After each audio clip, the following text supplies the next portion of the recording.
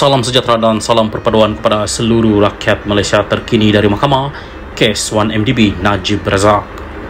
Najib jumpa Jolo di Switzerland pada 2013. Saksi SPRM.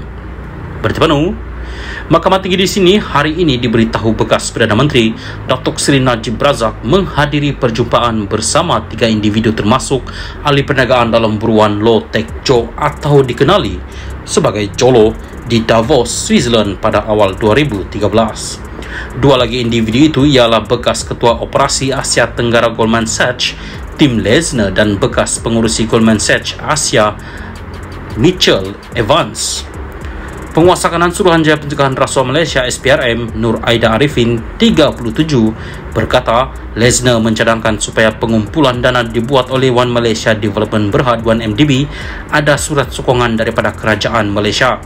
Saksi pendakwaan ke-49 itu berkata bekas Ketua Pegawai Eksekutif CEO 1MDB Datuk Syahrul Azral Ibrahim Halmi pada 15 Januari 2013 mengemukakan surat rasmi kepada Najib bagi mendapatkan sokongan dana usaha sama strategik antara Malaysia dan Abu Dhabi melalui Akbar Investment PJS serta 1MDB.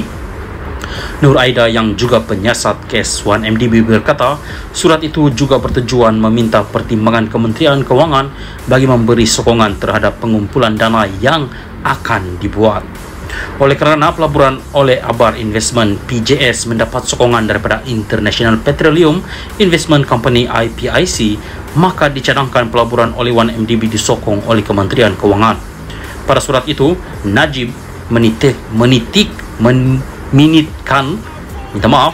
yang berbahagia Datuk Dr. Irwan, Ketua Setiausaha Perbendaharaan ketika itu Tan Sri Mohd Irwan Sarigar Abdullah sila uruskan perkara dengan segera. Kemudian Mohd Irwan dihubungi Datuk Azlin Alias yang ketika itu adalah setiausaha sulit kerana Najib untuk meminta supaya hal berkaitan disegerakan kerana kejayaan usaha sama bergantung kepada surat sokongan daripada Kementerian Kewangan, katanya.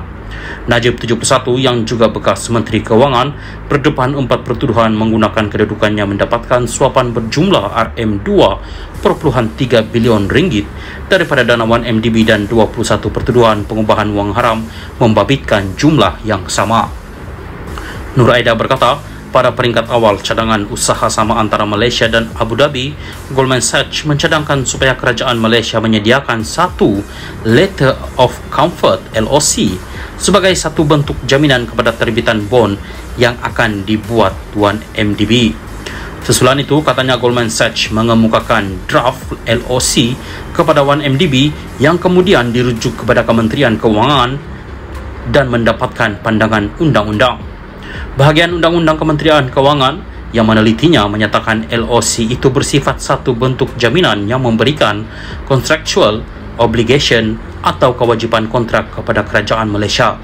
Pada 29 Januari 2013, satu resolusi ahli lembaga pengarah DCR bertajuk Joint Venture with Akbar Investment PJS for Investment and Development of Real Property Assets disediakan. Tujuan DCR bagi mendapatkan kelulusan ahli lembaga pengarah BOD 1MDB bagi usaha sama berkenaan. DCR diluluskan serta-merta oleh BOD 1MDB kerana ia dilampirkan bersama 2 dokumen yang ditandatangani terlebih dahulu oleh Najib bertarikh 29 Januari 2013, katanya. Perbicaraan di hadapan Hakim Datuk Colin Lawrence Quera. Salam sejahtera dan salam perpaduan kepada seluruh rakyat Malaysia. Terkini dari Mahkamah, Najib tak benarkan dana AS 3 bilion milik 1MDB di Switzerland dibawa balik ke Malaysia. Berita penuh, seorang penguasa kanan Suruhanjaya Pencegahan Rasuah Malaysia SPRM memberitahu Mahkamah Tinggi hari ini bahawa Datuk Seri Najib Razak tidak membenarkan dana AS 3 bilion milik One Malaysia Development Berhad 1MDB di Switzerland dibawa pulang ke Malaysia pada 2013. Nur Aida Arifin 37 yang juga penyiasat kes 1MDB dan saksi pendakwaan ke-49 berkata perkara itu disahkan bekas Ketua Pegawai Eksekutif CEO 1MDB Mohd Hazim Abdul Rahman. Muhammad Azim selaku CEO 1MDB dan ahli lembaga pengarah BOD 1MDB Global Investment Ltd 1MDB GIL tidak mempunyai akses dan kawalan ke atas dana diterbitkan daripada bond.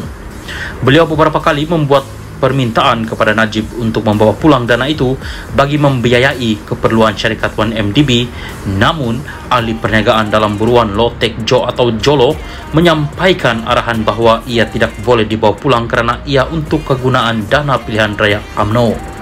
Muhammad Azim pernah memaklumkan perkara ini kepada Ketua Setiausaha Sulit Najib ketika itu, Datuk Azlin alias, dan pengurusi 1MDB Tan Sri Rilodin Wok Kamarudin untuk memanjangkannya kepada Najib, namun bekas Perdana Menteri itu tidak membenarkan dana berkenaan dibawa pulang dan tiada sebab yang jelas diberikan, katanya. Beliau berkata demikian ketika membaca pernyataan saksi di hadapan Hakim Datuk Colin Lawrence Quera. Najib 71 yang juga bekas Menteri Kewangan berdepan 4 pertuduhan menggunakan kedudukannya mendapatkan suapan berjumlah RM2.3 bilion daripada dana 1MDB dan 21 pertuduhan pengubahan wang haram membabitkan jumlah sama. Mengenai perincian dana itu, Nur Aida berkata pada 19 Mac 2013, wang terbitan nota AS3 bilion dimuktamadkan dan dipindahkan ke dalam akaun 1MDB GIL di BSI SA Lugano, Switzerland dengan jumlah AS 2.721.000. Jumlah dimasukkan ke dalam akaun adalah kurang daripada jumlah sebenar selepas ditolak caj perkhidmatan yang dikenakan Goldman Sachs. Akaun berkenaan dibuka di BSL Lugano pada 11 Mac 2013. Pada 13 Mac 2013, mesyuarat Jemaah Menteri yang dipengurusikan Najib bersetuju supaya kerajaan melalui Kementerian Kewangan mengeluarkan surat sokongan terhadap terbitan dana AS3 bilion. Pada 14 Mac 2013, Najib selaku Menteri Kewangan menandatangani surat sokongan kepada 1MDB untuk pinjaman berjumlah AS3 bilion dengan Goldman Sachs bagi mengadakan perjanjian usaha sama dengan pihak Abar PJS, katanya. Bagaimanapun, keterangan saksi berhubung dana itu dibantah peguam bela Najib, Tania Shaviti, atas alasan ini adalah hearsay atau bersifat dengar cakap sebelum hakim merekodkan bantahan berkenaan.